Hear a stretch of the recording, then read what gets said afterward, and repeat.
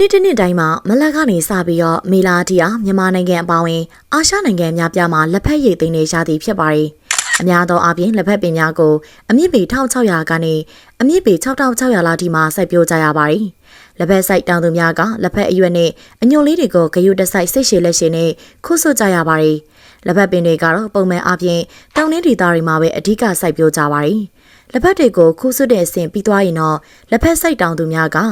လက်ဆက်ဆက်ခူးဆွတ်ထားတဲ့လက်ဖက်ရွက်များကိုပြည်တွင်းဈေးကွက်မှာရှိတဲ့လက်ဖက်ကုန်သည်များထံကိုရောင်းချကြပါတယ်။ဒီလက်ဖက်ကုန်သည်တွေကနေတဆင့်လက်ဖက်စက်ရုံတွေစီပို့ပြီးတော့လက်ဖြစ်စေစက်ဖြစ်စေကုန်ချောပြုလုပ်ပြီးတော့ဈေးကွက်ကိုတင်သွင်းကြရပါတယ်။လက်ဖက်တွေကိုလေသူ့ရည်သွေးသူ့သုံးဝင်မှုနဲ့တူအမျိုးအစားခွဲခြားကြပါတယ်။ဒီလိုလက်ဖက်ရည်သိမ်းရသည်မှာတော့နူးညံ့လာတဲ့လက်ဖက်ညွန့်လေးတွေဟာအရေးသေးကောင်းဆုံးလို့သတ်မှတ်ကြပြီးတော့ဈေးရဆုံးလေးဖြစ်ပါတယ်။ဒီလက်ဖက်ညွန့်လေးကတော့ premium quality ရှိတဲ့လက်ဖက်ရည်များပြုလုပ်ရန်အတွက်တည်တံ့ထားပြီးတော့အသုံးပြုလို့ရှိပါတယ်။